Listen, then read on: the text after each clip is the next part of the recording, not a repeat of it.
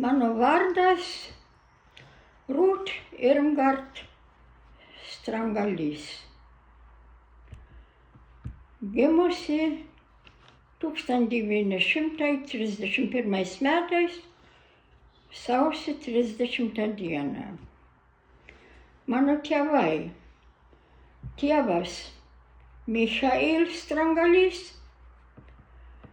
mama Ema Strangalys, gimusi Blažė. Turėjau brolį,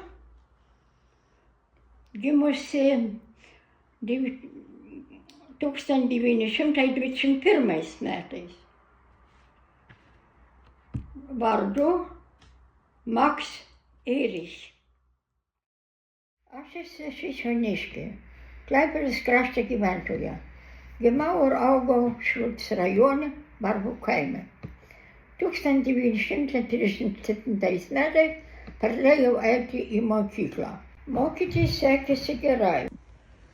1944 metais buvo įsakymas trauktis į vakarus.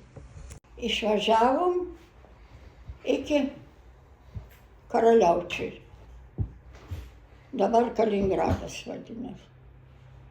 Ten mes gavom butą ir ten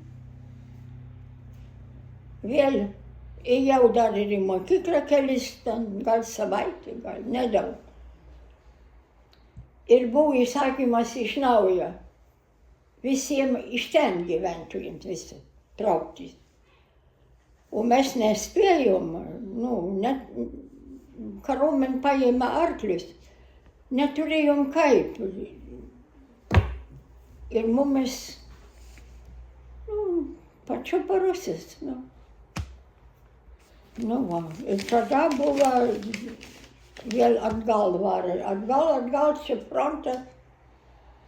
Ir mes turėjom trauktis. Vėl ir apsistojom ten buvo ta vieta vadinosi Šakin. Nesvarbu. Ir mes ten buvom, kol rusų šeimas pradėjo atvežti. Ir mes negavom nei tos rubos. Ir ėjom su motina namo. Klaipėdos kraštą grįžo. Ir tie namai mūsų buvo jau užimti, nieks nebeleido. Mes grįžom per Pabaltijos jūrą, buvo užšalus. Peškom ėjom 2 savaitės. Dėl to, kad gatvės, keliai buvo rusų rusai važinėjo. Čia ne jokių civilių rodytis negalėjo. Ir taip mes parėjom ir mūsų namai užimti. Priėmė mumis ten žmonės, kurie dar buvo likę kelias dienas.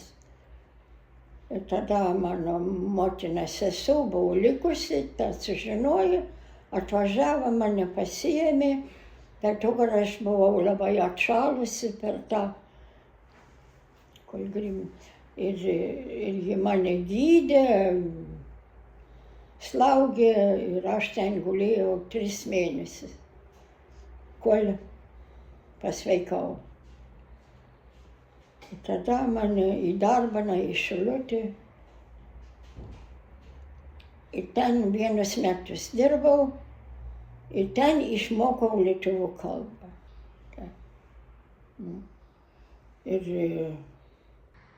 O kad aš grįžau pas motiną, taip, po metų grįžau į Barbus vėl pas savo motiną. Ir ten buvo jau susikūręs, kaip turiu pavadinti, kolkozas toks. Kolūkis. Ir pradėjo ten visi žmonės dirbti ir aš pradėjau dirbti 1950 metais. Ėjom į lauko darbus.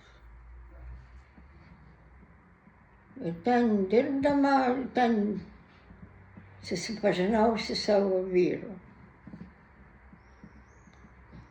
Viktoru Ropšiu. Taip mes draugavom kokius 2 metus, taip.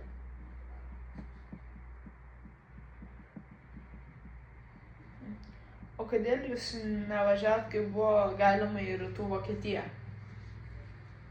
Dokumentų reikėjo, o mes nieko neturėjom. Nei gimimo liudijimo, nei mama neturėjo, nei sutuoktuvo arba bile kokį dokumentą, kad būtų su antspaudu, vokišku antspaudu. Nu tokių metų, kad jūs tikrai esat iš čia. Tada tie visi žmonės gavo išvažiuoti. O mes neturėjom. Mes tam pareiškimą davėm ant išvažiavimą, bet mūsų niekas neišleido. Nebuvo įrodymų, neturėjom.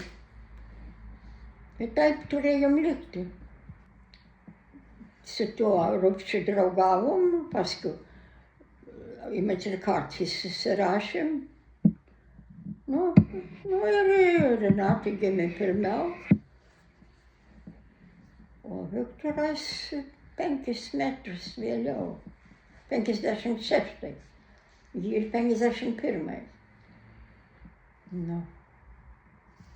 Nu ir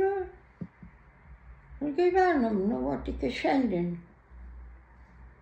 Esu, mama mirė 77.